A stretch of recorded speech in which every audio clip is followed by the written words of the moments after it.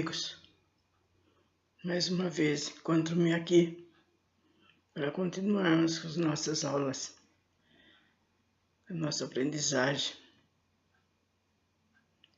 Estávamos falando na última lição sobre como procede o nascimento do ser espiritual. Como vocês viram, é bem complexo, difícil, muitas vezes de longa preparação na pátria espiritual, porque às vezes aquele espírito precisa se juntar a outros, principalmente aqueles a quem ele deve, ou inimigos, e às vezes é difícil porque um está encarnado, o outro naquele momento não pode, e por isso a gente diz aqui, como eu estava falando, que no nascimento o espírito, ele vai diminuindo até chegar no tamanho do embrião. E quando assim procede, então a gente é colocado, a pessoa, ou qualquer um de nós, é colocado numa câmara fria e depois passa por diversos processos, né? Antes de mais nada, aqueles pais já sabiam o espírito dele. Deixa eu explicar. Que encarnado, quando a gente encarna, a gente esquece de tudo que foi programado, que foi feito. Então, a primeira coisa é que ele já vem, né, já sabendo que é para ele reencarnar. E há uma ligação mente-astral, né, começa a ligação da mente-astral do futuro reencarnante, a transformação do corpo. Nessa transformação há uma ligação muito grande com a sua mamãe, ligados por laços sutilíssimos. Então inicia-se a metamorfose, um ser encarnante, quando ele entra nessa câmara, quando é colocado. Após a fecundação do óvulo, ele recebe o espermatozoide. Recebendo o espermatozoide, ele passa então a ser chamado por zigoto. O zigoto prepara-se para a nitação e o ser espiritual já com um corpo espiritual reencarnante. E isso daí nós vemos então que logo assim que o espermatozoide encontra, que é aquela união, então ele já passa a ser um futuro ser, né? E é por aí que eu estou dando uma paradinha para explicar para muitas pessoas que não sabem, que acham que não formou o corpo, que não está formado, que não sei o quê, mas não pode praticar o aborto, gente. Pelo que foi falado, há pessoas que levam séculos para ele conseguir, além da aceitação, não é assim. A gente tem que uma obediência, né? De acordo com a vida do lado de lá. Então, quando ele ele consegue reencarnar, eis o que surge. Aquela mamãe não queria, então pratica o aborto. Mal sabe ela que ela está preparando para ela mesma séculos e séculos de sofrimento por esse ato, porque é um assassinato, é um crime. E aquela criança, ela sofre violentamente, aquele ser, na hora de desatar os cordões. E quando esse ser, ele se desata, e se ele for um ser que já está em adiantamento, já tem um certo conhecimento, é lógico que ele não vai gostar, vai achar ruim, vai ficar magoado, mas depois passa. Ele chega num ponto que ele perdoa, Mas tem aqueles seres, gente, que são mais ignorantes, que não têm certo conhecimento. Eles se revoltam de tal maneira que ele passa a perseguir não só aquela que praticou o aborto, como aqueles também que fizeram, que aceitaram, que produziram. É uma série de coisas que acontecem com essas pessoas. Aparentemente está tudo bem, mas acontece que nós não temos só essa reencarnação. Nós continuaremos em frente, encarnações após encarnações, né? Nesse planeta, em outros lugares. Por isso, é um alerta. Tenham conhecimento do corpo, do nosso organismo, gente. Agora, tem essa modernidade, não tem? Liga, deixa eu ver como funciona. Ah, meu órgão reprodutor é assim? Que interessante. O meu coração, minha parte circulatória, tudo isso faz parte também da nossa evolução. Porque não é só nascer, vem, vai, vem nessa caminhada. E sempre da mesma maneira, sempre não querendo estudar, não querendo progredir. E quem sofre é o próprio ser. Então,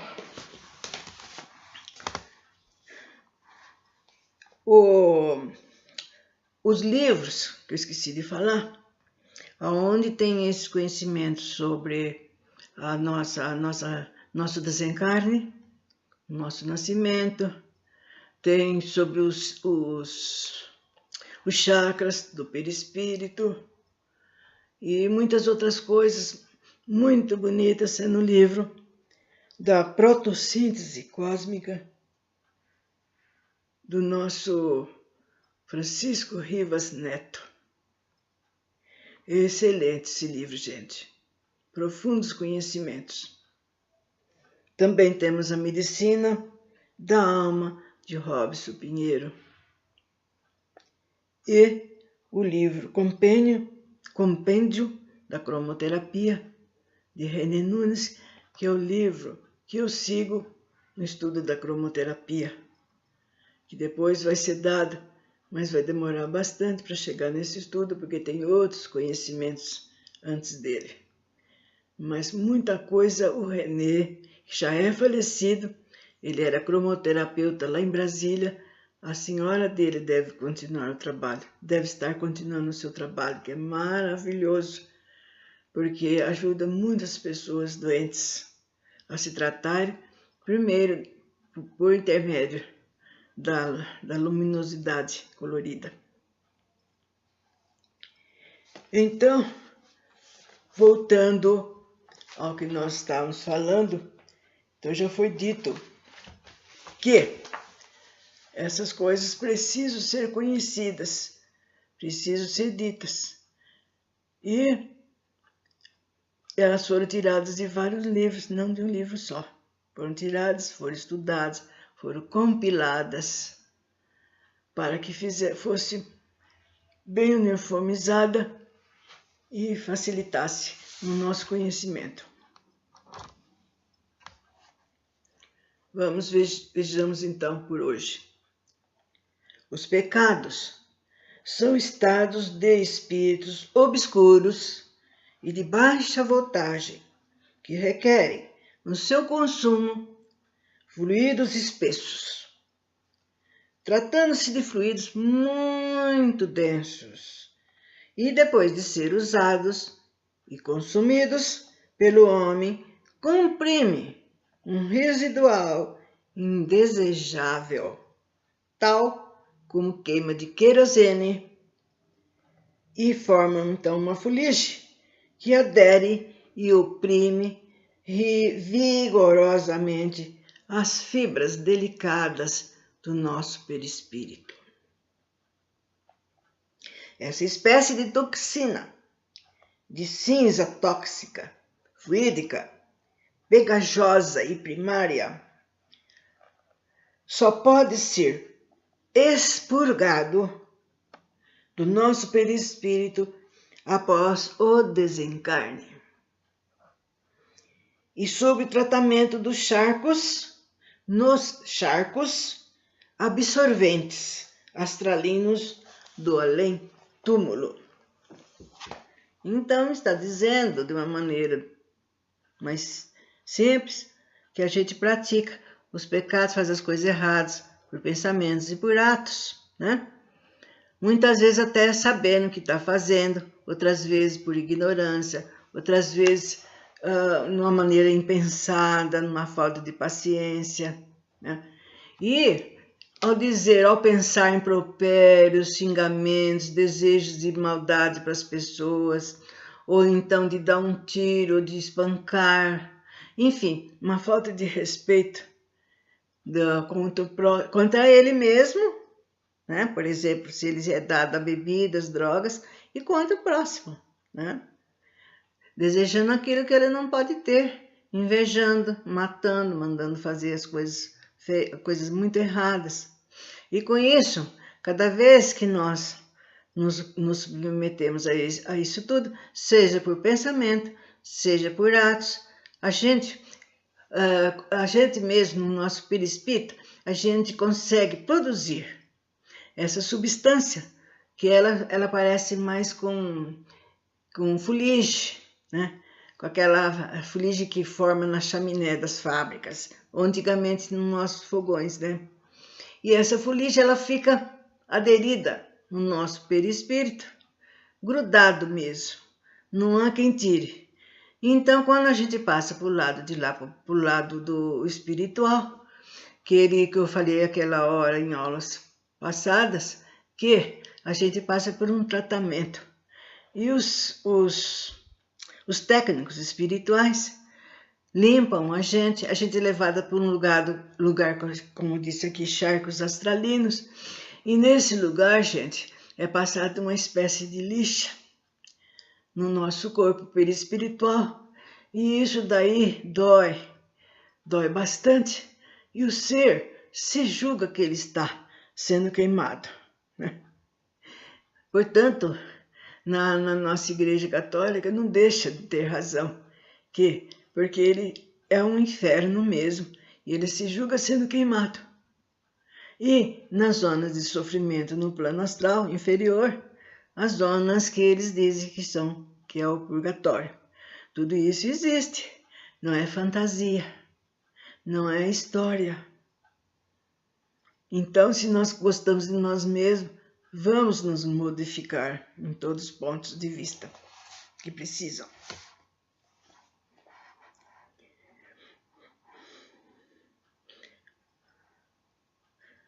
Então, trata-se de uma providência especificamente terapêutica, não punitiva. Porque os outros acham, Deus castiga, não castiga, não, gente. De jeito nenhum. Nós é que fazemos nos castigar. O fato do magnetismo gravitacional muito denso, o espírito que está ali internado, ele se julga. Olha bem, se julga nas chamas do inferno. Mas apesar do processo de cura ou purificação nos charcos astralinos, é muito difícil a absorvência completa da tonicidade do perispírito. Então está dizendo que por muito que limpe, por muito que faça nesse tratamento com esse ser, ele não fica limpo totalmente. Então o que acontece? Ele é convidado a ser um futuro, né, ser encarnado. E aí passa por uma preparação outra vez, né? Tem muitos locais de estudo, de leitura, tem lugares maravilhosos para o espírito passar uma temporada, se repor, porque não é espírito, há quem pense, porque espírito não tem mais nada, nem sim. A necessidade de descanso, de se repor as suas forças. Porque nós vivemos aqui e lá de energia também.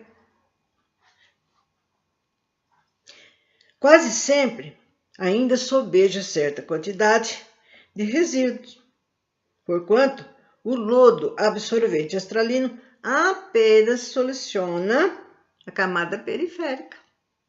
Vocês viram, né? O saldo deletério das toxinas que ainda resulta da carga fluídica mórbida aderida na vida física, mas impossível de solução no espaço, então requer a drenação para a própria Terra, ou seja, a fonte original de onde foi mobilizado. Então é assim, nós passamos, vamos supor que eu estou no mundo espiritual, ainda tenho o meu perispírito muito pegajoso, cheio de aderências e coisas que prejudicou muito. Então eu passo pela encarnação e quando eu passo para o lado de lá, durante a vida, como graças à gravidade, né? Gravitação, essa substância começa a se desgrudar, começa a sair e graças à ajuda do nosso duplo etérico, ele passa para a parte carnal, né? Em forma de quê? De doenças. E conforme o seu caráter, conforme aquilo que você fez, por exemplo, se a pessoa é egoísta demais, ou é orgulhosa demais, ou fez mal para prejudicar horrivelmente um ser, então é lógico que não é de uma hora para outra que ele vai sarar disso. Então aí, nisso, surgem então as nossas moléstias, as nossas doenças, né? Para bom entendimento nosso. A fim do espírito drenar a sua carga fluídica nociva da vida interior, ele precisa retornar ao mundo material. E aí vai funcionar como um mata-borrão. Não sei se vocês chegaram a usar, mas no meu tempo a gente usava tinta e tinha uma espécie de um papelão que a gente punha em cima onde a gente escreveu para não sujar, não borrar. Então ela aderia tudo aquela tinta, que é o que está explicando aqui. E esse mata-borrão, ele vai transferir esse residual tóxico do perispírito para o solo terreno. Então a gente adquire aquela doença, aquela moléstia, e quando a gente morre, aquilo que é um enfisema, um câncer, uma infecção, seja lá o que for do que morreu, então aquilo lá vai para o solo, vai para a terra. Então vejam bem o que acontece. No decorrer de cada encarnação, desde a infância até a velhice, o organismo carnal do homem absorve toxinas, ainda aderidas ao seu perispírito, as quais se desprendem sobre a própria lei da gravidade, do magnetismo específico da Terra. A ação imantadora do corpo físico propicia a atração fluídica e purificadora do perispírito intoxicado, enquanto a morte carnal conduz esse mata-borrão para o túmulo, onde a fauna dos sepulcros ultima a tarefa, onde a fauna sempre, graças sempre presente, então, nos ajudando.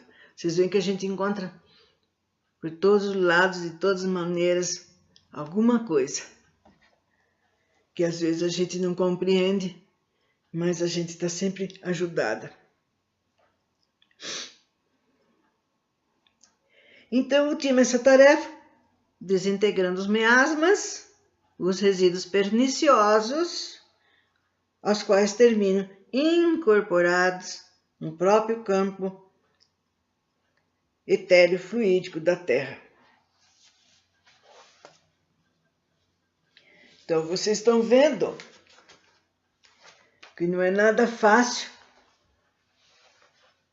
Então, vamos ter agora sempre conhecimento disso, que a causa de tudo somos nós mesmos. Não é o vizinho, não é um marido difícil, não é a sogra terrível, ninguém, apenas nós mesmos. Termino por hoje, agradecendo a todos que estão me ouvindo. Que a paz esteja sempre no coração de vocês.